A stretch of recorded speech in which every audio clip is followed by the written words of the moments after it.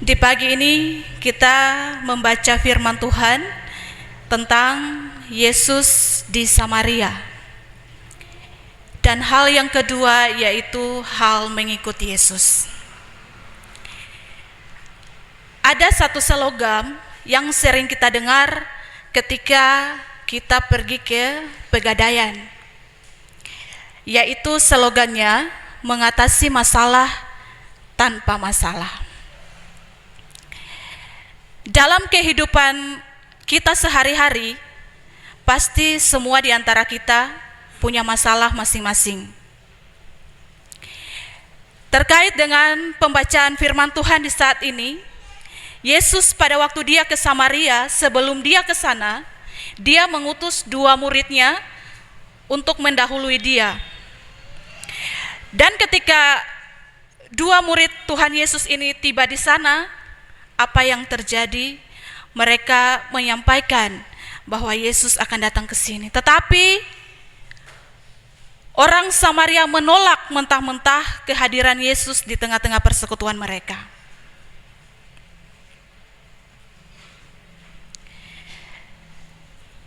Dari kisah ini, Yesus saja ditolak dalam persekutuan saat itu, di jemaat saat itu. Bagaimana kalau kita manusia yang dipanggil oleh Tuhan untuk melayani kemudian ditolak dalam persekutuan? Saat itu ketika Yesus hadir, murid-muridnya sampaikan kepada Yesus bahwa orang-orang di jemaat sini tidak mau menerima engkau. Apakah kita harus menurunkan api untuk mereka? Saat itu murid Tuhan Yesus sudah marah, emosi, sehingga mereka sampaikan kepada Yesus bahwa kita turunkan api saja bagi jemaat di sini. Tetapi Yesus marah. Yesus menegur mereka karena itu bukan bagian daripada pelayanan Yesus. Emosi dan amarah bukan bagian daripada pelayanan Yesus saat itu. Sehingga Yesus menegur kedua murid ini, yaitu Yakobus dan Yohanes, dan membiarkan mereka tenang, dan Yesus pergi meninggalkan kota Samaria. Saudara-saudara yang Tuhan Yesus kasihi, ketika masalah yang kita hadapi, ketika masalah yang kita lalui, kemudian ada timbul rasa sakit hati, kita emosi, maka segala sesuatu tidak akan bisa diselesaikan. Sebagai anak-anak Tuhan, perjalanan Tuhan Yesus di Samaria ini mengajarkan kepada kita bahwa ketika kita ada dalam sebuah permasalahan, haruslah kita menyelesaikan masalah itu. Jangan kita membiarkan masalah itu dia mengambang sehingga tidak ada solusi. Dengan tuntunan Roh Kudus, percaya bahwa setiap masalah yang kita hadapi akan ada jalan keluarnya. Hal yang kedua yang mau disampaikan di saat ini bagi kita semua yaitu hal mengikut Yesus. Pada ayatnya yang ke-57 sampai ayatnya yang ke-62 mengkisahkan tentang hal mengikut Yesus. Saya mungkin punya satu pertanyaan untuk kita semua saat ini. Kita semua suka menerima atau memberi? Yang di bawah dulu. Kita suka menerima atau memberi? Yakin? Yang di bawah jawab memberi. Kita suka memberi. Yakin ya? Kita suka memberi. Yang di atas suka menerima atau memberi?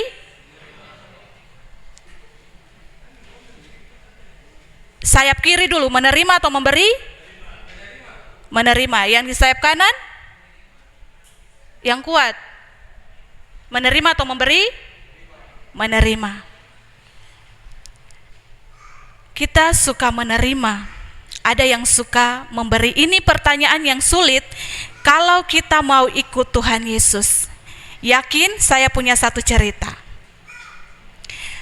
Tuhan Yesus dia membagi-bagikan karunia kepada setiap orang. Tersisalah 2 karunia, yaitu karunia memberi dan menerima. Datanglah 2 orang, ya karena tidak ada karunia ya sisa karunia memberi dan menerima ya katong terima saja. Ada 2 orang, yang satu ini dia lihat ada memberi dan menerima, dia cepat-cepat ambil yang menerima. Dia kasih tinggal yang memberi.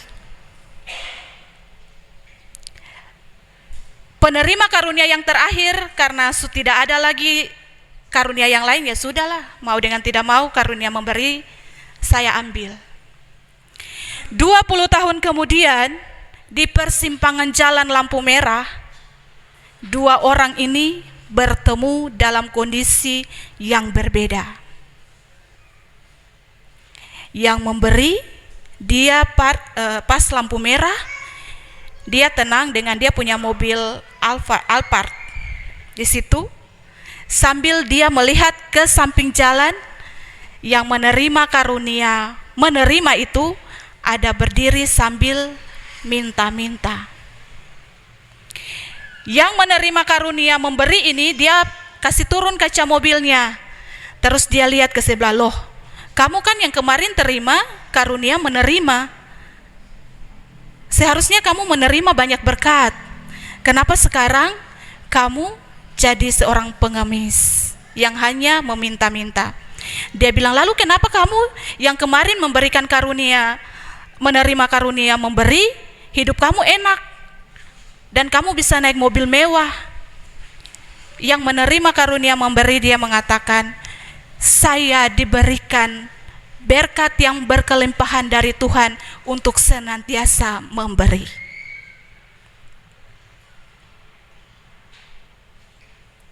Saya selalu diberikan oleh Tuhan berkat yang tidak pernah putus, karena Tuhan tahu saya selalu memberi bagi pelayanan dan juga bagi orang-orang yang membutuhkan pertolongan.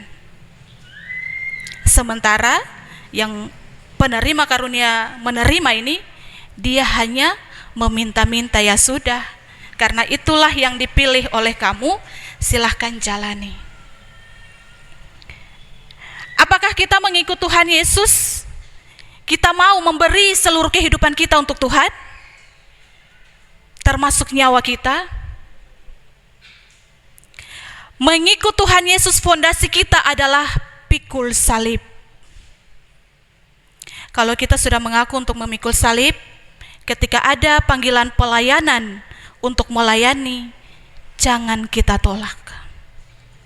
Memberi diri untuk melayani, mengikut Tuhan Yesus, percaya bahwa lumbung-lumbung kita dalam keluarga kita akan diisi penuh sampai tumpah-tumpah. Saudara-saudara yang Tuhan Yesus kasihi, kisah mengikut Tuhan Yesus ini, ayatnya yang ke-57 itu, dia bercerita seorang yang mengikut Tuhan Yesus tetapi dia pakai tawar-menawar. Sabar dulu. Yang pertama itu dia punya motivasi mengikut Tuhan Yesus, melayani Tuhan Yesus karena ada motivasi lain, bukan motivasi untuk betul-betul mengikuti Tuhan Yesus.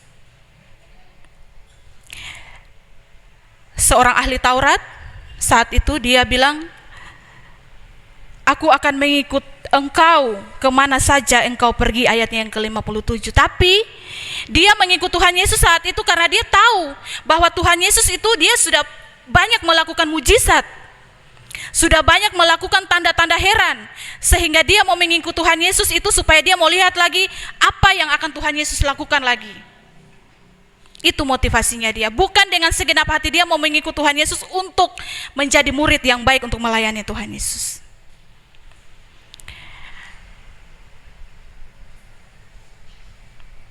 Ada di antara kita yang mau mengikut Tuhan Yesus karena motivasi lain.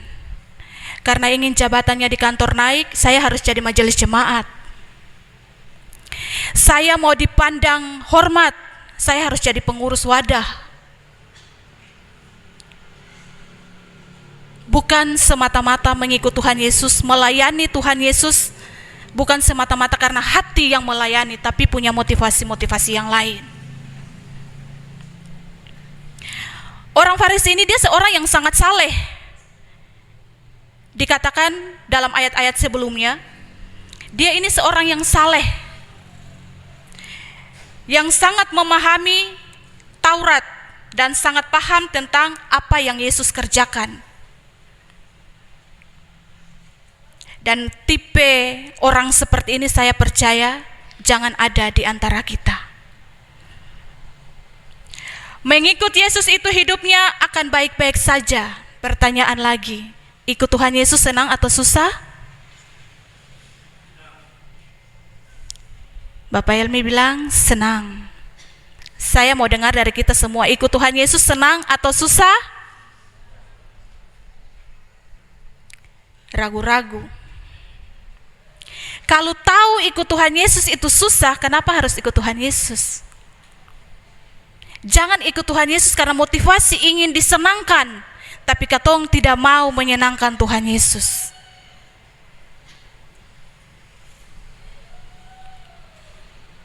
Jangan mau ikut Tuhan Yesus hanya karena katong mau terima saja yang baik-baik dari Tuhan, tapi katong tidak mau memberikan yang terbaik untuk Tuhan.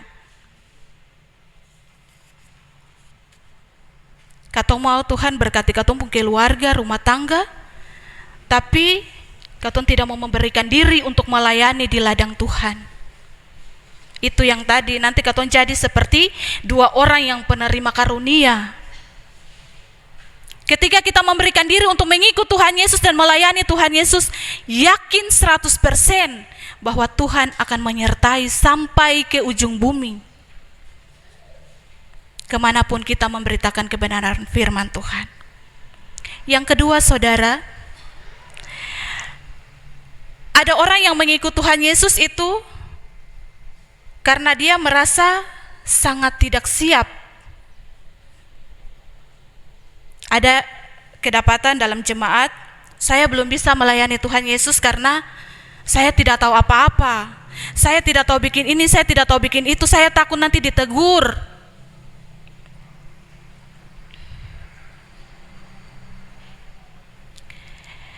Kalau kita sepenuhnya menyerahkan diri kita kepada Tuhan, untuk mengikut Tuhan Yesus sepenuhnya dan melayani akan pekerjaan Tuhan, yakinlah bahwa dengan tuntunan Roh Kudus kita akan dibaharui. Banyak orang di zaman ini mau mengikut Yesus, tapi punya syarat. Murid Yesus minta izin dulu sama Tuhan Yesus untuk pergi menguburkan ayahnya. Saya mau ikut Tuhan Yesus, tapi saya pergi dulu menguburkan ayah saya, menguburkan bapaknya. Di sini Yesus tidak mengizinkan seorang pun muridnya untuk pergi menguburkan orang tuanya. Karena saat itu kan bapaknya belum meninggal. Jadi dia harus tunggu sampai bapaknya meninggal, baru dia menguburkan Tuhan Yesus, baru dia ikut Tuhan Yesus. Menguburkan bapaknya, baru dia mengikut Tuhan Yesus. Sama dengan kehidupan kita dalam pelayanan berjemaat. Mau melayani, mau mengikut Tuhan Yesus, tetapi ada syarat. Sabar, saya belum pensiun. Saya belum bisa. Dan saya punya anak masih kecil. Saya belum bisa melayani. Tetapi dalam pemahaman orang Yahudi pada saat itu, ketika kita mengikuti Tuhan Yesus, akan diberkati. Bagaimana dengan kita di zaman yang modern ini, yang dunia media sosial sudah terang?